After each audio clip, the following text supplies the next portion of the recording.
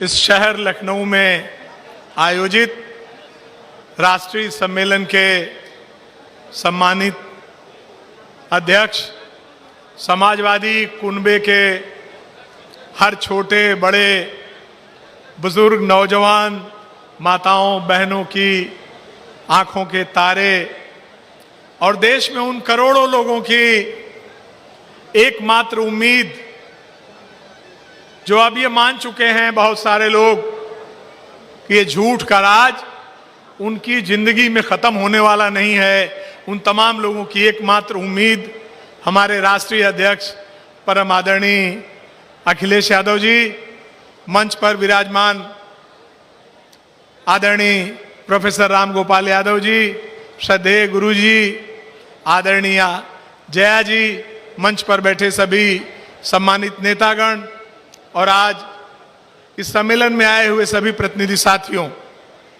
मैं सबसे पहले अपने राष्ट्रीय अध्यक्ष जी को पुनः निर्वाचित होने के लिए और इतिहास के मुहाने पर जब देश खड़ा है तो इस महत्वपूर्ण जिम्मेदारी को पूरा करने के लिए जो उनको पुनः राष्ट्रीय अध्यक्ष समाजवादी पार्टी का चुना गया है, इसके लिए बधाई देता हूं। मैं नरेश उत्तम पटेल जी को भी समाजवादी पार्टी उत्तर प्रदेश का अध्यक्ष होने के लिए बधाई देता हूं और आपकी आज्ञा से ये राजनीतिक और आर्थिक प्रस्ताव आपके बीच प्रस्तुत करता हूं। साथियों, समाजवादी पार्टी का पिछला राष्ट्रीय सम्मेलन 5 अक्टूबर 2017 को विश्वविख्यात ताज नगरी आगरा में हुआ था। हमने देखा था कि 2017 के उत्तर प्रदेश विधानसभा के चुनाव को किस कुटिल राजनीति से हराया गया था। 2019 के लोकसभा चुनाव में भी भाजपा ने सभी नैतिक एवं लोकतांत्रिक मर्यादाओं को ताक पर रखकर सत्ता कब्जाई थी। सन 2002 में राज्य की जनता बदलाव के लिए तैयार थी, वो बदलाव चाहती थी। मेरा मानना है कि वो बदलाव कर चुकी थी, लेकिन चुनाव परिणाम आने के बाद जनता के साथ चुनावी एक्सपर्ट्स ने भी माना कि भाजपा ने इस जीत को भी जनता को धोखा देकर हासिल करने का काम किया है। भाजपा ये बात बहुत अच्छी तरह जानती है कि श्री अखिलेश यादव के विराट व्यक्तित्व एवं स्वच्छ छवि के आगे उसकी तमाम अनियमितताएं टिक नहीं सकती। कैसी विडंबना है कि जनहित में बिना कोई काम किए कपटपूर्ण राजनीति को ही अपनी उपलब्धियों में शामिल किया जाता है। लोकतंत्र में क्या कभी ऐसे बुरे दिन हो सकते हैं कि नैतिक मूल्यों पर आधारित राजनीति को परास्त करने की साजिश हो और इसे ही बार बार इसे ही अपनी सफलता का मंत्र समझा जाए। श्री अखिलेश यादव के सहज, सरल, बेदाग और सक्षम नेतृत्व से भाजपा सहमी रहती है। ये वही श्री अखिलेश यादव हैं जिन्होंने पूर्वांचल एक्सप्रेसवे पर गाजीपुर से लखनऊ तक 24 घंटे बिना रुके, बिना थके, जगह जगह एकत्र विशाल जन समुदाय को संबोधित करते हुए जो यात्रा पूरी की, तो दिल्ली की सरकार ने उत्तर प्रदेश में अपनी हार सुनिश्चित मान ली और इसी भय ने एक बहुत बड़ा फैसला कराया। 19 नवंबर 2021 को प्रधानमंत्री जी ने कृषि कानूनों को रद्द करने के लिए राष्ट्र को संबोधित किया। प्रधानमंत्री जी ने किसानों से जो माफी मांगी, उसका कारण भी उत्तर प्रदेश का आसन्न चुनाव था। कृषि कानूनों के कुछ समर्थकों की ट्विटर पर हताश टिप्पणियां देखी गईं, जिसमें लिखा गया कि इनकी वापसी देश के लिए एक बड़ा झटका है, लेकिन इन कानूनों को तैयार करके इन्हें लागू करने और आंदोलनकारियों पर सख्ती बरतने के जरिए और उन 700 किसानों को आंदोलन के दौरान जो शहीद हो गए, संघीय ढांचे, लोकतंत्र और संविधान की गरिमा का जिस तरह मजाक उड़ाया गया, उन्हें देखते हुए इन कानूनों की वापसी संघर्ष और सत्याग्रह की अहंकार तथा अक्खड़पन के खिलाफ सत्य की विजय है। श्री अखिलेश यादव ने यूपी में अकेले दम सैकड़ों सभाएं की, जिसमें लाखों लोगों की उपस्थिति रहती थी और वैसा उत्साह सारी मीडिया ने चाहे वो जितनी बनावटी हो और चाहे जितनी खबरें छापती हो, लेकिन ये खबरें मैं जिम्मेदारी से कहना चाहता हूं कि देश की सारी मीडिया ने छापी कि श्री अखिलेश यादव की सभाओं में जो उत्साह देखा गया वह अभूतपूर्व था। ऐसा उत्साह देश के अन्य किसी नेता की किसी सभा में नहीं देखा गया।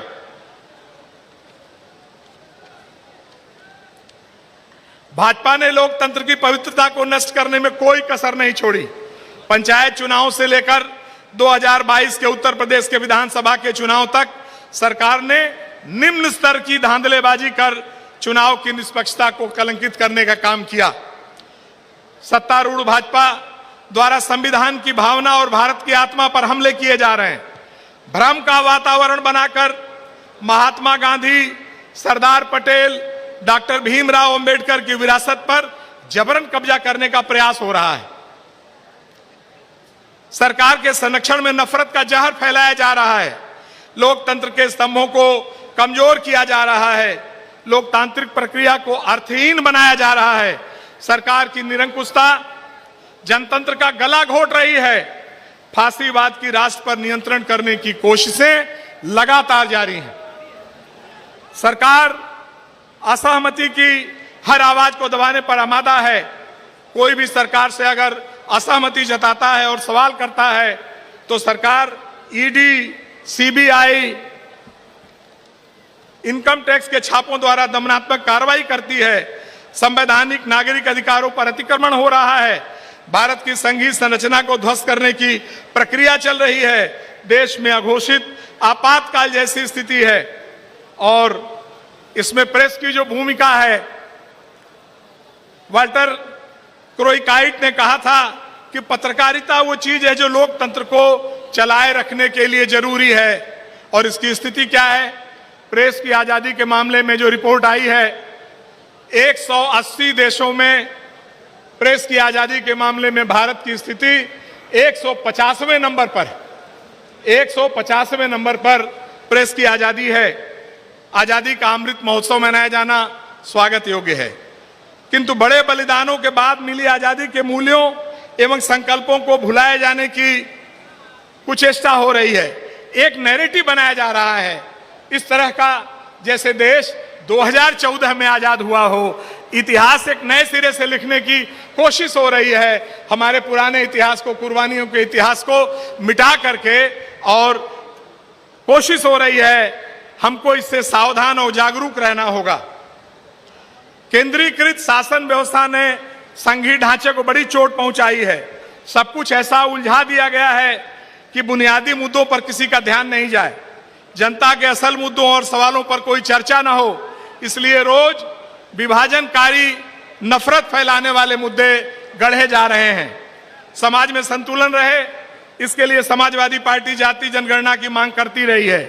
सामाजिक न्याय की दृष्टि से यह अत्यंत आवश्यक है, क्योंकि जातियों की संख्या के आधार पर ही उनका हक और सम्मान सुरक्षित रखा जाएगा।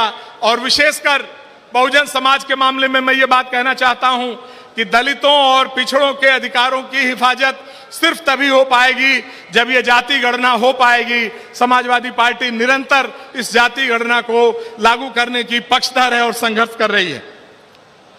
भाजपा की मानसिकता संपूर्ण रूप से इसको समाप्त करने की है। एक रिपोर्ट के अनुसार औद्योगिक उत्पादन 4 माह में सबसे निचले स्तर पर आ गया है। जून में जो उत्पादन 12.3% था, वो घटकर जुलाई में 2.4% के सबसे निचले स्तर पर आ गया है। आरबीआई की एक रिपोर्ट के अनुसार बैंकिंग प्रणाली में नकदी घटी है। पहली बार बैंकों के पास नकदी कम हुई। तमाम बैंक, राष्ट्रीयकृत और राष्ट्रीयकृत बैंक रिजर्व बैंक से उधार ले रहे हैं और रुपए का अवमूल्यन अपने निम्नतम स्तर पर है। आज का आपने अखबार देखा होगा, रुपया $1 के मुकाबले 82 रुपए से भी नीचे आ गया है।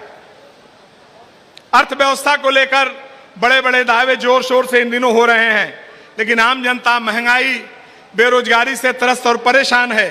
केंद्र सरकार के सारे दावे खोखले साबित हो रहे हैं। विश्व असमानता रिपोर्ट के अनुसार भारत के सबसे अमीर चंद लोग देश की कुल कमाई का 22% हिस्सा अपने पास ले जा रहे हैं। जबकि नीचे के 50% लोगों को सिर्फ 13% मिल पाता है। भारत की कुल आमदनी में 10 भारतीय परिवारों की हिस्सेदारी 90% है। 10 परिवार देश की पूंजी में 90% के हिस्सेदार हैं।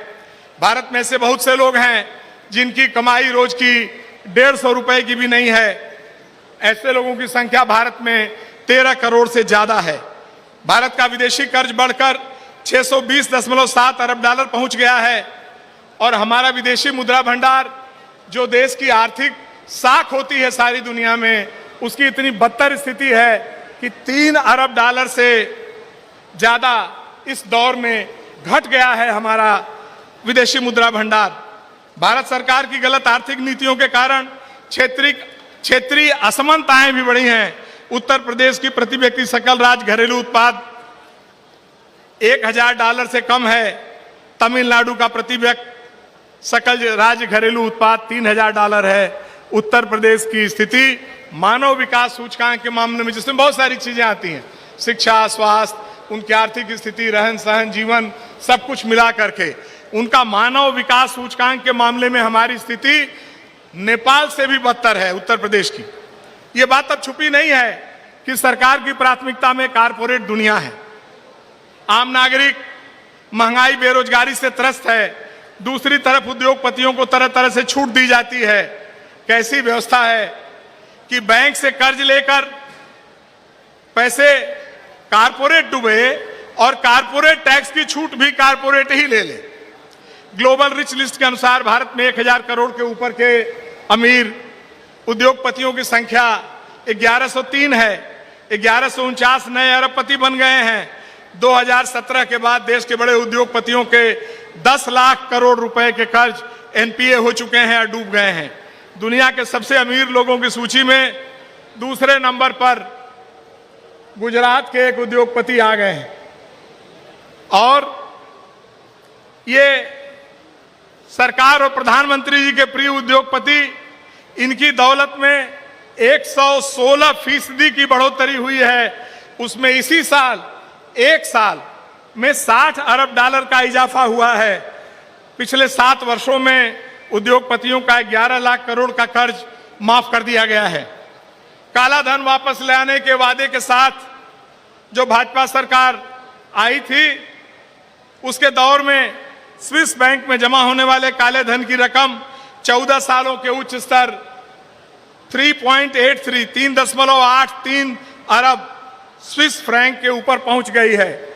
इसके अलावा कई भारतीय बड़े नामों के खाते छोटे मोटे द्वीपों में खुल गए हैं। बिटकॉइन के जरिए भी एक नई चीज आई है, नई करेंसी आई है बिटकॉइन। बिटकॉइन के जरिए भी काला धन इकट्ठा करने की कोशिश हो रही है। इस सम्मेलन की निश्चित राय है कि बहुराष्ट्रीय कंपनियों के मुकाबले भारतीय उद्योगों को बढ़ावा देने की नीति ही हमारी अर्थव्यवस्था को सुदृढ़ कर सकती है। केंद्र की भाजपा सरकार के मॉडल का एक नमूना यह भी है कि 25 हवाई अड्डे, 26,700 किलोमीटर का राजमार्ग, अनेक पन बिजली और सौर ऊर्जा संयंत्र, कोयला खदान की 160 परियोजनाएं, 8,154 किलोमीटर प्राकृतिक gas pipeline, 2.86 lakh kilometre telecom fibre, 14,917 telecom tower, 210 lakh metric tonne क्षमता के तमाम गोदाम, 400 रेलवे स्टेशन तथा और भी सरकारी संपत्तियां पूंजीपतियों को लाभ पहुंचाने हेतु बेची जा रही हैं। सरकारी संपत्तियों के बेचे जाने से जहां रोजगार के अवसर छीने जा रहे हैं, वहीं आरक्षण के अधिकार को भी परोक्ष रूप से समाप्त किया जा रहा है। भारत की कोयला खदानों में पर्याप्त कोयला होने के बावजूद केंद्र सरकार ने राज्यों पर आयातित महंगा कोयला, वो आयातित महंगा कोयला जो फिर उनके उन प्रिय पूंजीपतियों की विदेशी खदानों में है, आयातित महंगा कोयला खरीदने का दबाव बनाया, जिससे बिजली दरों में अनिवार्य वृद्धि हुई। इसी तरह पाम ऑयल के आयात में भी गड़बड़ी की गई। सरकारी नीति पूंजीपतियों को प्रश्रय देने की रही, जिससे खाद्य तेल भी महंगा हुआ है। भाजपा नेता जनता को लुभाने के लिए बातें तो बड़ी बड़ी करते हैं, वादे झूठे करते हैं, पर वो हकीकत में जुमलेबाजी होती है। उन्हें कुछ करना नहीं होता है। उनकी कथनी और करनी में जमीन आसमान का अंतर है। प्रधानमंत्री जी इसमें सर्वोपरि हैं। हर वर्ष नई योजनाओं की आकर्षक शब्दावली, ऐसे ऐसे शब्द निकाले जाते हैं जैसे शब्द लोग ढूंढते हैं कि आखिर इन शब्दों के निर्माण की फैक्ट्री कहाँ है। ऐसे आकर्षक शब्दावली में घोषणा होती है, किंतु पिछली योजनाओं का जिक्र तक उनके अगले भाषणों में गायब रहता है। Namami Gange, skill India, make in India, smart city, bullet train, Adarsh Gram Yojana, Kashi को क्योटो बनाने की योजना इसके सर्वोत्तम उदाहरण हैं। प्रधानमंत्री जी ने देश में नोटबंदी के समय काला धन की वापसी और भ्रष्टाचार समाप्ति का भरोसा दिलाया था। एक राष्ट्र एक टैक्स का लुभावना नारा भी उन्होंने दिया था। नतीजे में देश में समानांतर अर्थव्यवस्था पर कोई रोक नहीं लगी। बैंकों में गरीब का रुपया जमा हो गया, जिसे लेकर कई बड़े उद्योगपति विदेशों में भागकर बस गए। जीएसटी की जो अनुशंसाएं अभी 18 जुलाई को लागू हुई हैं, उससे बाजार में खाने पीने के वस्तुओं के दाम में बढ़ोतरी हुई। दाल, आटा, चीनी, नमक, तेल, मसाला, दलिया, दूध, दही, पनीर और ऐसी दूसरी चीजें जो बच्चों के इस्तेमाल सिर्फ आती हैं, उन पर भी 5% जीएसटी लागू हो गई है। इससे मुनाफाखोरी के रास्ते खुल गए हैं। कमर तोड़ महंगाई से आम जनता त्राहि त्राहि कर रही है। भाजपा राज में पेट्रोल डीजल के दामों में बढ़त के अलावा रसोई गैस के दाम तो 1000 रुपए के ऊपर पहुंच गए हैं। टोल टैक्स महंगा हो गया है। सीएनजी, पीएनजी गैस के दाम 8 साल में 2 गुना से अधिक बढ़ गए हैं। इस सब से घरेलू अर्थव्यवस्था बुरी तरह बिगड़ गई है। महंगाई बढ़ी नहीं, बढ़ाई जा रही है। बीते 8 महीनों में खुदरा महंगाई दर 7% या उसके ऊपर रही है, जबकि भारतीय रिजर्व बैंक ने एक नीति बनाई है कि किसी भी स्थिति में ये खुदरा महंगाई दर 6% से ऊपर नहीं रहनी चाहिए। एक तरफ जीएसटी से हजारों लाखों उद्योग बर्बाद हो गए हैं, वहीं दूसरी ओर सरकार ने जहां राजस्व बढ़ने की उम्मीद की थी, परिणाम उसके ठीक उल्टा हुआ है। 16 राज्यों का रेवेन्यू शॉर्टफॉल यानी राजस्व की कमी की भरपाई करने में जीएसटी परिषद ने चुप्पी साध रखी है। ये सच्चाई और जिम्मेदारी से आंख चुराने जैसा है। महंगाई की तपिश से परेशान लोगों का जिस तेजी से खर्च बढ़ा है, उस अनुपात में आय नहीं बढ़ी है। इससे लोगों की घरेलू अर्थव्यवस्था बिगड़ गई है। इस भीषण महंगाई में जीवन यापन करना मुश्किल हो गया है। महीने के राशन का खर्चा लगभग 100% बढ़ गया है। बैंकों ने लोन पर ब्याज की दरें बढ़ा दी हैं। भाजपा सरकार की आर्थिक नीतियां इसकी जिम्मेदार हैं। किसानों को उनकी फसल का लाभकारी मूल्य प्राप्त हो, यह हमेशा से समाजवादी पार्टी की नीति रही है। और माननीय नेताजी तथा अखिलेश जी के नेतृत्व में चलने वाली सरकारों के समय गांव और किसानोन्मुख बजट जो बनाए गए, इसका प्रमाण है। समाजवादी पार्टी चाहती है कि किसानों के सभी फसलों का समर्थन मूल्य दिया जाए, उनके बिजली के बिल माफ किए जाएं। माननीय अखिलेश यादव सरकार की मुफ्त सिंचाई योजना से जहां किसानों को बड़ी राहत मिली थी, वहीं भयंकर सूखे और उसके बाद बाढ़ की तबाही से परेशान किसानों से बिजली बिल की वसूली के लिए छापेमारी कर उनको प्रताड़ित करने का काम किया जा रहा है। 2015 में लाल किले से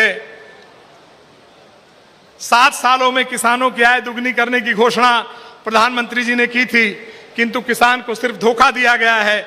उसकी आय बढ़ने के स्थान पर खाद, बीज, डीजल, कृषि उपकरण सभी महंगे करने का काम किया गया है और उसकी आय बढ़ने के स्थान पर घटी है। भाजपा सरकार की प्राथमिकता में किसान नहीं, बल्कि उसके चुनिंदा पूंजीपति मित्र हैं। समाजवादी सरकार ने कृषि मंडी को मजबूत करने का जो काम किया था, भाजपा सरकार ने उसको पूरी तरह बर्बाद किया है। माननीय अखिलेश यादव जी ने अपने मुख्यमंत्रित्व काल में आगरा लखनऊ एक्सप्रेसवे का जो निर्माण किया, वो सिर्फ एक्सप्रेसवे अपनी तरह का सिर्फ हिंदुस्तान का सबसे बड़ा और दुनिया के सुंदरतम एक्सप्रेसवे में से नहीं है, बल्कि उसके किनारे अनाज मंडी, फल मंडी, सब्जी मंडी और दूध मंडी का निर्माण करा रहे थे। सत्ता में आने के बाद भाजपा सरकार ने किसानों के हित के सभी काम रोक दिए और इन मंडियों का कोई काम भारतीय जनता पार्टी सरकार ने प्रारंभ नहीं किया। डबल इंजन सरकार ने देश में बेरोजगारों की फौज खड़ी कर दी है। नौजवानों को झूठे सपने दिखाए, नौकरी रोजगार नहीं दिया। रिक्त जो सरकारी नौकरियां थीं उनमें भर्तियां नहीं की। नौजवानों के नौकरी रोजगार मांगने पर भाजपा सरकार ने उन पर लाठियां बरसाई। दर्जनों भर्ती परीक्षाओं में प्रश्न पत्र लीक की घटनाओं से सरकार में बड़े भ्रष्टाचार की पुष्टि हो गई है। कोरोना काल में लॉकडाउन के दौरान लाखों नौजवानों का रोजगार छिन गया। सरकार की दोषपूर्ण जीएसटी नीति के चलते लघु एवं मध्यम उद्योग बर्बादी के कगार पर पहुंच गए हैं। देश के निर्यात में लघु एवं मध्यम उद्योग का बहुत बड़ा योगदान है। निर्माण और औद्योगिक क्षेत्र में सबसे ज्यादा नौकरियां एमएसएमई सेक्टर से पैदा होती हैं। जिस तरह से लघु उद्योग पर जीएसटी लगाया गया है उसका बुरा असर पड़ा है। उससे देश में बेरोजगारी बढ़ी है। रेलवे और सेना की नौकरियों में बड़े पैमाने पर कटौती की गई है। अप्रैल 2000 में करीब 12 करोड़ नौकरियां, अप्रैल 2020 में करीब 12 करोड़ नौकरियां सरकार ने कम करने का प्रयास किया। हर वर्ष 2 करोड़ नौकरियों देने का वादा करने वाली भाजपा ने नौकरियों को ही समाप्त कर देने का काम किया है। नौजवानों को भ्रमित करने के लिए सरकार ने अग्निवीर योजना शुरू की। इसमें सेना में भर्ती नौजवान 4 साल में रिटायर हो जाएगा, उसे पेंशन आदि कुछ नहीं मिलेगा, उसका भविष्य भी अंधेरे में रहेगा और देश की सुरक्षा भी खतरे में रहेगी। देश में शिक्षा और स्वास्थ्य बाजार में मनमाने दामों पर बिकने वाली सुविधा बनती जा रही है। सरकारी शिक्षण और चिकित्सा संस्थानों को निजी उद्यमों को दिया जा रहा है या बद इंतजामी से बर्बाद किया जा रहा है। इसे विशिष्ट जनों के लिए सीमित किया जा रहा है। अशिक्षा और बीमारी को मिटाने की जगह इसे बढ़ाया जा रहा है। निजी शिक्षा संस्थाओं में बहुत ज्यादा फीस वसूली जा रही है और निजी अस्पतालों में जबरन लूट की छूट मिली हुई है। देश के गरीबों और आम नागरिकों के समक्ष जहां कठिनाई पैदा की जा रही है, वहीं गरीबों के बच्चों को शिक्षा से वंचित करने का ये कुत्सित षड्यंत्र है। समाजवादी पार्टी की सरकार में रोटी कपड़ा सस्ती हो, दवा पढ़ाई मुफ्ती हो के नारे को साकार किया गया था। भाजपा सरकार ने इसको पूरी तरह से उलट दिया है।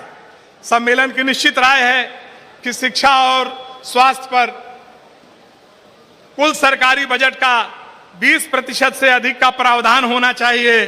सरकार में आने पर समाजवादी पार्टी इसे प्रभावी रूप में लागू करने का काम करेगी।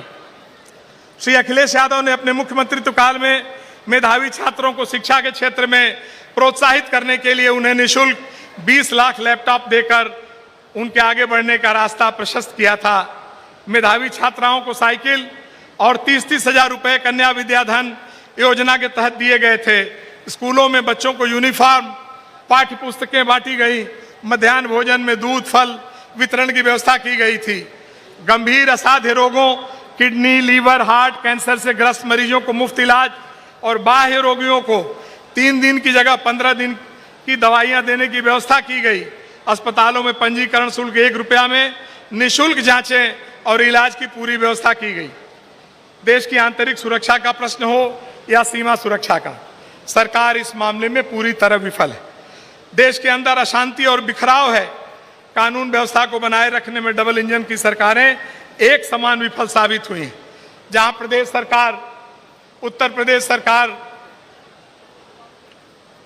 के आंकड़े, एनसीआरबी के आंकड़े जो बताते हैं मौजूदा उत्तर प्रदेश सरकार के जमाने में महिलाओं और बच्चों पर होने वाले अपराध न सिर्फ अब तक के शीर्ष और उच्च स्तर पर हैं, बल्कि पूरे उत्तर प्रदेश में कानून व्यवस्था की इससे बिगड़ी स्थिति कभी भी नहीं थी। वहीं केंद्रीय सरकार भी इसमें विफल है। नक्सली समस्या हो या आतंकवादी गुटों की सक्रियता, इन पर नियंत्रण करने में सरकार पूरी तरह से विफल है। विदेश नीति की असफलता से पड़ोसी देशों से संबंध अब तक के सबसे खराब दौर में है। नेताजी ने संसद में भी कहा, बार बार चेताने का काम किया। अपनी जिम्मेदारी से उन्होंने कहा कि चीन से खतरनाक दूसरा देश कोई नहीं है। चीन जहां हमारे बड़े भूभाग पर कब्जा कर अपने ठिकाने बना रहा है और वहीं नेपाल से भी हमारे रिश्ते खराब हुए हैं, लेकिन केंद्र सरकार की विदेश नीति पूरी तरह से इस पर विफल साबित हुई। कश्मीर में अभी भी जनजीवन आशंकाओं से घिरा है। भाजपा के नेताओं के बिगड़े बोल से एक बड़ा समुदाय आहत हुआ है। पूर्वोत्तर राज्यों की अपनी समस्याएं हैं। राष्ट्रीय क्राइम ब्यूरो के अनुसार बच्चों और महिलाओं के विरुद्ध होने वाले अपराध के आंकड़े डरावने हैं। जहां हर घंटे महिलाओं के खिलाफ होने वाले अपराध की संख्या 50 से अधिक है, वहीं पुलिस हिरासत में होने वाली मृत्यु के आंकड़ों में उत्तर प्रदेश शीर्ष पर है। कौन नहीं जानता कि श्री अखिलेश यादव जी ने अपने मुख्यमंत्रित्व काल में जो विकास का रास्ता अपनाया था, उसे भाजपा 2 कदम आगे भी नहीं बढ़ा सकी। श्री अखिलेश यादव ने अपने परिश्रम और संघर्ष से राजनीति के नए मानक गढ़े हैं। जो अन्यथा सोचते हैं वे वास्तविकता से दूर हैं। दीर्घकालिक यथार्थ राजनीति की समझ से अबूझ भाजपा नेतृत्व सहित तमाम ऐसे लोग अंधेरे में खड़े हैं। समाजवादी पार्टी समाजवाद, लोकतंत्र और धर्मनिरपेक्षता के लिए समर्पित और प्रतिबद्ध है। भाजपा समाज को तोड़ने का काम करती है। उनकी कुनीतियों और जन विरोधी कृत्यों को जनता के सामने बेनकाब करना हम सबका नैतिक कर्तव्य है। श्री अखिलेश यादव के युवा और ओजस्वी नेतृत्व में हम भाजपा की हर साजिश का मुकाबला करेंगे। भाजपा के सत्ता में रहते प्रदेश का न तो विकास हो सकता है, न ही समाज में सद्भाव और सौहार्द कायम हो सकता है। भारत रत्न डॉक्टर एपीजे अब्दुल कलाम ने कहा था कि सपने वो नहीं होते जो नींद में देखे जाते हैं, बल्कि सपने वो होते हैं जो सोने नहीं देते। समाजवादी पार्टी के नौजवानों, भविष्य समाजवादी पार्टी के उन नौजवानों का है जो पूरे साहस के साथ नया समाज बनाने के सपनों को पूरा करने के लिए समाजवादी पार्टी का परचम लेकर किसी भी जुर्म का मुकाबला संकल्प करने का संकल्प लेकर के निकले हैं।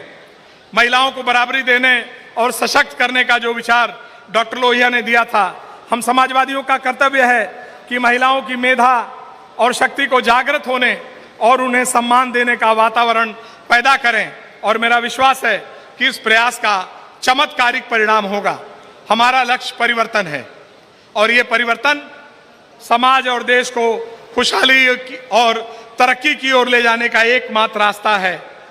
जो डॉक्टर लोहिया, छोटे लोहिया, स्वर्गीय जनेश्वर मिश्र और उनकी जमात के नेताओं का सपना रहा है और इसे अमली जामा पहनाने के लिए नेताजी का संघर्ष और मार्गदर्शन, माननीय अखिलेश यादव जी का नेतृत्व हमारा सबसे बड़ा संबल है। इतिहास के मोड़ पर लोकतंत्र और संविधान बचाने की जो जिम्मेदारी समाजवादी पार्टी को मिली है, समाजवादी पार्टी का ये सम्मेलन, समाजवादी पार्टी का यह राष्ट्रीय सम्मेलन भाजपा को सत्ता से हटाने और लोकतंत्र और संविधान और लोकतंत्र को बचाने का संकल्प लेता है। आखिर में दोस्तों, जो माननीय राष्ट्रीय अध्यक्ष जी ने हमारा जो आह्वान किया है, उनको अगली 2 पंक्तियों में आपके सामने मैं रखना चाहता हूं कि जीना है अगर तुम मीरे कारवां बनकर जियो, इस जमीने पस्तियां में आसमां बनकर जियो। दोस्तों के साथ निकलो परचम को लहराते हुए और दुश्मनों पे कहर और अंगार बरसाते जियो। बहुत बहुत बहुत धन्यवाद। जय हिंद, जय समाज।